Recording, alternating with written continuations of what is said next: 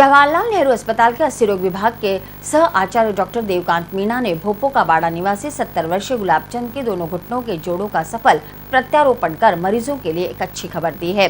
Doctor Devkant, जो AIIMS नई दिल्ली से प्रशिक्षित हैं, ने बताया कि घुटने का जोड़ चाहे किसी भी कारण से खराब हुआ हो, जोड़ों में आर्थराइटिस हो जाता है। शुरुआत में मरीज को नॉन सर्जिकल ट्रीटमेंट दिया जाता है, जिसमें दवाइयाँ, कसरत और वॉकिंग सप्लीमेंट शामिल है।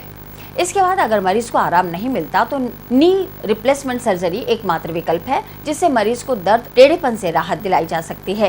मरीजों के लिए अच्छी खबर यह है कि अजमेर के जेएलएन अस्पताल के अस्सी रोग विभाग में डॉक्टर देवकांत और उनके सहयोगी लगातार नी सर्जरी कर रहे हैं। मेरे चलने में परेशानी थी, 45 की उम्र में था जब ये घुटना खराब हुआ था। उसके बाद अभी ऑपरेशन करवाया, एक घुटने का रेक का अभी हुआ है। कैसे लग रहा है? बढ़िया लग रहा है। पहले पहले से फायदा ज़्यादा? से तो बहुत 100 गुना फायदा है। पहले कितनी तकलीफ होती थी आपको? पहले 10 मिनट भी लैंड में बैंक जाता तो वहाँ खड़ा नहीं रह सकता, ये पैर पूरा सुन हो जाता था, वो बैठ जाता था नीचे। सीढ़ी चढ़ता तो ये सुन हो जाता था, 10 सीढ़ी चढ़ने के बाद बैठना पड़ता। बीमारी जो है उसको हम ऑस्टियोआर्थराइटिस कहते हैं। ये उम्र के हिसाब से सब में आती है और जैसे जैसे उम्र बढ़ती है वैसे वैसे जॉइंट्स जो हैं वो डिजनरेट होके ख़राब होते जाते हैं, उसको हम ऑस्टियोआर्थराइटिस कहते हैं। एडवांस स्टेज में इनिशियली तो हम इनको दवाइयों से और एक्सरसाइज से ठीक करने की कोशिश करते हैं।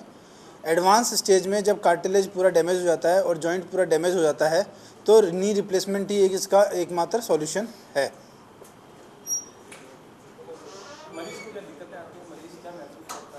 मरीज को चलना फिरना दुर्लभ हो जाता है और पाँव में टेढ़ापन आ जाता है, वो बैठ नहीं सकता, खड़ा नहीं हो पाता और डे टू डे एक्टिविटीज़ उसकी मुश्किल हो जाती है।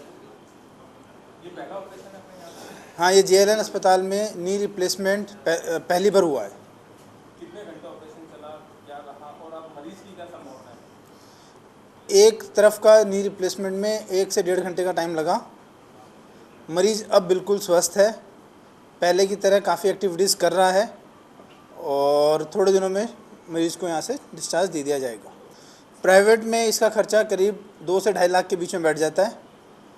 हमारे यहाँ पे मरीज़ जो बीपीएल कैटेगरी में आते हैं उनको तो बीपीएल के द्वारा अवेलेबल कराया जाता है और वैसे नॉर्मल वालों को जो इम्प्लांट का खर्चा होता है वो करीब 70-80 हज़ार रुपये तक का लगता है, वो उनका खर्चा आता है।